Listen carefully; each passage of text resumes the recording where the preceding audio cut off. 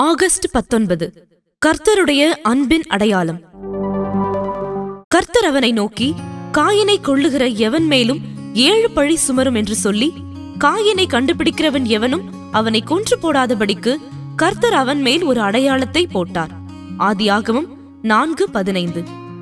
காயினுக்கு இருந்த பயம் ஒரு தேவையற்ற பயம் என்பது வெளிப்படையானதாக இருந்த போதிலும், கர்த்தர் அவன் மேல் மிகவும் கிருபையுள்ளவராயிருந்து அவனை பாதுகாக்கும் வகையில் அவனுக்காக செய்யக்கூடிய எல்லாவற்றையும் செய்தார். தேவனுடைய இந்த அற்புத அன்பை காணும்படி பாவிகள் கண் திறக்கப்பட்டவர்களாயிருந்தால் எவ்வளவு நலமாயிருக்கும். கர்த்தர் காயினை சமாதானப்படுத்தி அவனுக்கு இருந்த பயம் ஆதாரமற்றது என்று அவனிடம் கூறியிருந்திருக்கலாம். ஆனால் காயின் ஒரு பாவியா இருந்தது நிமித்தம் இது அவனை திருப்திப்படுத்தி இருக்க முடியாது. ஆகவே தேவன் அவனை கொள்ளுகிற எவன் மேலும் 7 மடங்கு பழி சுமத்தப்படும் என்று வாக்கு பண்ணினார். அவன் இன்னமும் தமக்கு 7 மடங்கு விலையேற பெற்றவன் என்பதை இதன் மூலம் அவர் அவனுக்கு காண்பித்தார். ஆகவே தேவனுடைய பிள்ளையே, கர்த்தருடைய பார்வையில் விலையேற பெற்றவனாயிருப்பது நின்று நீ தவறிவிட்டாய் என்று ஒரு க்ஷண பொழுதாகிலும் ஒரு காலம் நீ எண்ணாதே. நீ செய்திருக்கிற எல்லா தவறுகளின் மத்தியிலும் அவருடைய சித்தத்தின் பாதையிலிருந்து வழி தவறிய உன் சகல நடக்கைகளின் மத்தியிலும் கூட அவர் இன்னும் உன்னை நேசிக்கிறார். ஆகவே அவரோடு ஒரு நெருங்கிய உறவு உனக்கு இல்லை என்று நீ உணர்வாயானால் இப்பொழுதே அவரை கிட்டி சேருவாயாக. தேவனுடைய சொந்த கரங்களே காயின் மேல் அடையாளம் போட்டன.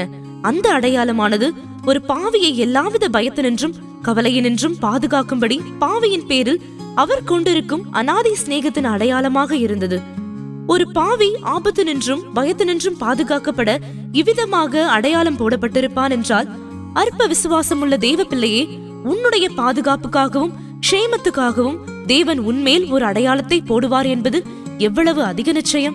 காயினை கண்ட ஒவ்வொருவராலும் தேவன் அவன் மேல் கொண்டிருந்த அன்பின் அடையாளத்தை காணக்கூடியதா இருந்தது.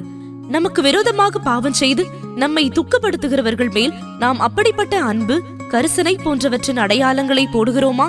நாம் அவர்களை உண்மையாக நேசிக்கிறோம் என்பதையும், நாம் அவர்களை தள்ளிவிடவோ அல்லது புறக்கணித்து விடவோ இல்லை என்பதையும் மற்றவர்களால் காண முடிகிறதா?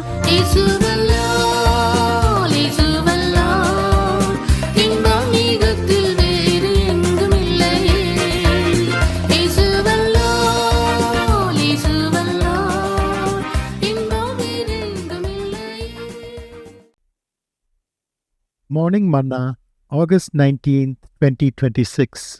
God's mark of love. The Lord said unto him, Therefore whosoever slayeth Cain, vengeance shall be taken on him 7-fold. And the Lord set a mark upon Cain, lest any finding him should kill him. Genesis chapter 4, verse 15.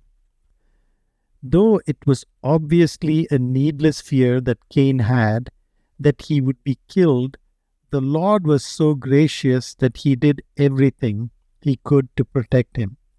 If only sinners can have their eyes open to see this wonderful love of the Savior. The Lord could have pacified Cain and told him that his fear was unfounded. But this would not have satisfied Cain, he being a sinner.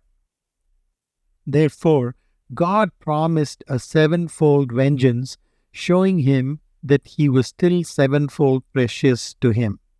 So, child of God, never for one moment think you have ceased to be precious in the eyes of the Lord.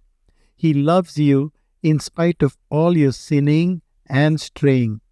I have loved thee with an everlasting love, he says in Jeremiah chapter 31, verse 3.